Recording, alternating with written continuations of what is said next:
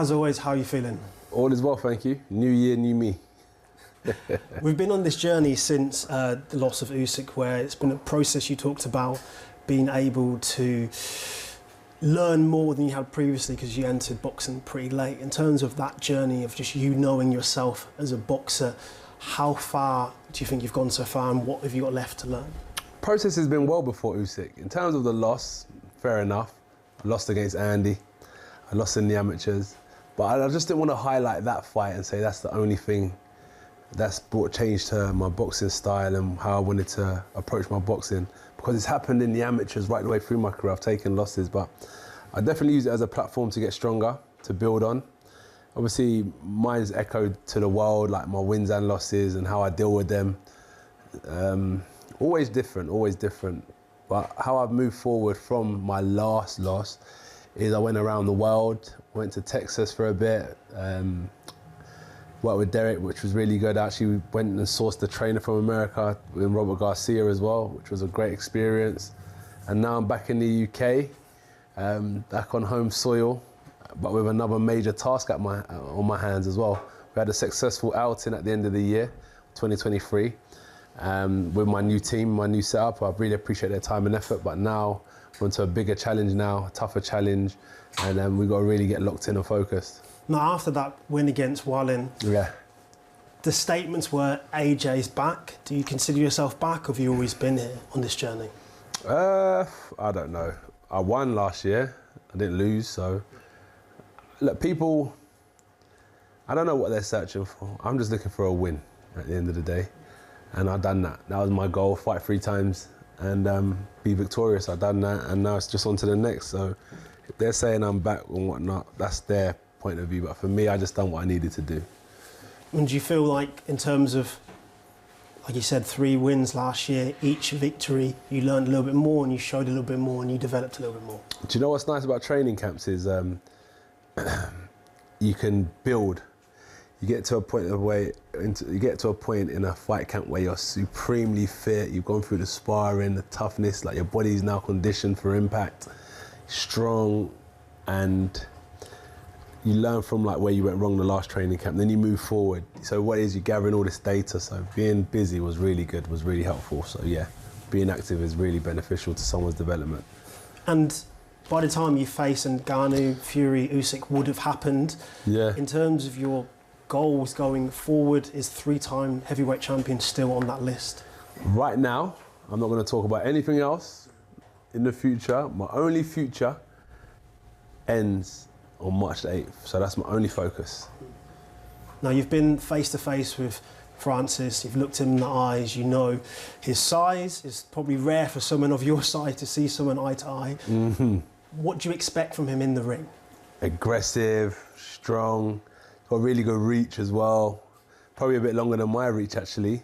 Have to be smart with timing. And wants to prove himself, you know, determined. Probably be a bit more determined than Wallin. That was my last. So they say you're only as good as your last opponent or your last fight. So that's why I'm referencing Wallin. I think it'll be tougher and more game than Wallin. Did you watch Fury versus Ngannou? Yeah, I did. And were you surprised by Francis? Nah. Francis reminds me of myself. Why? Just his fighting style. Now, having just spoken to Francis, he described this fight as black excellence, just 2 people from the continent, at least background-wise, different countries, but representing. He said that you're both role models. How do you describe this fight?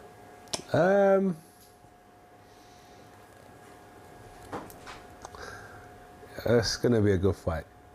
It's going to be a good fight. Have you thought of the significance of it? Have you thought of the significance? Whereas he's former UFC champion, you're former heavyweight champion, both of you have represented your respective nations, and you're meeting in the ring. There's a lot, there is a lot to it. That's where at the same time I'm like, I was going to think of the right thing to say, but what is the right thing to say? I'm going to war against someone. There are no friends at war.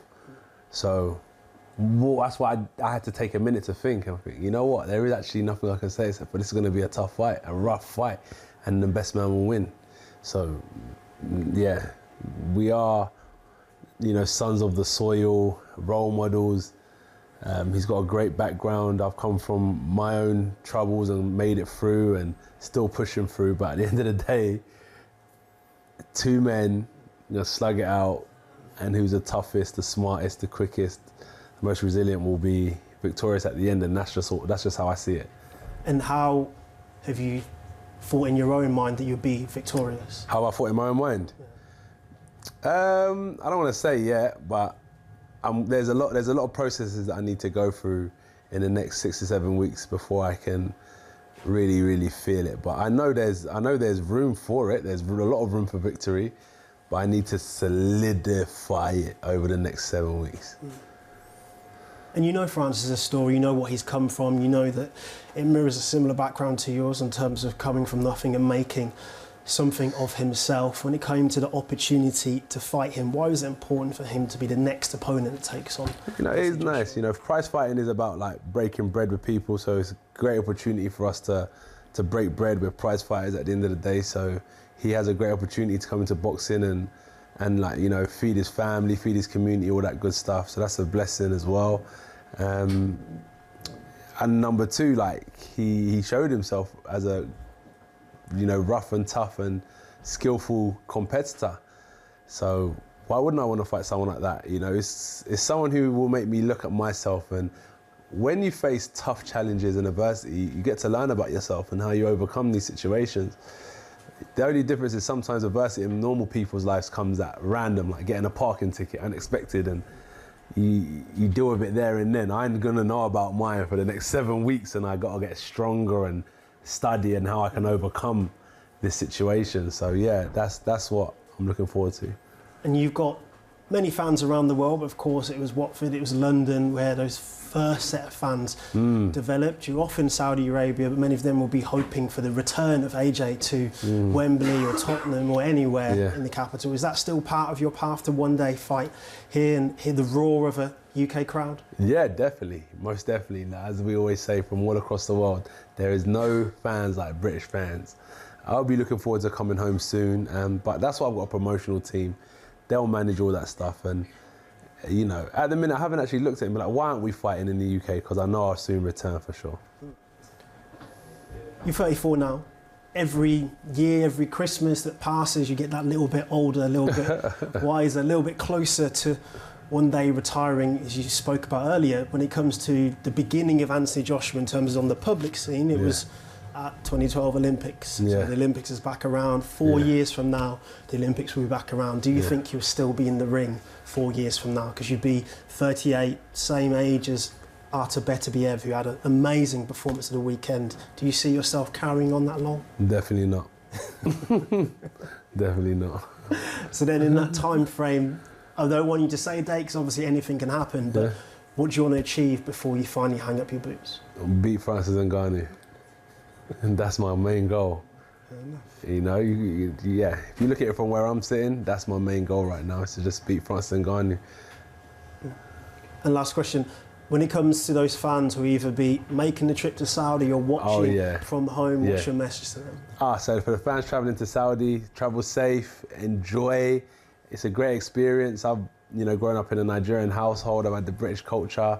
I was born into the British culture as well. So in the sense, be open. It's great to experience different people's values and culture, etc.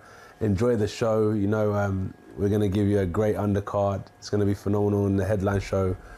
I'm going to be two big, heavy punches coming together, colliding for the entertainment of the people in the venue. And for those at home, I appreciate all your support over the years. And secondly, I'll be home soon. Don't worry, we'll be back filling out the O2 very soon.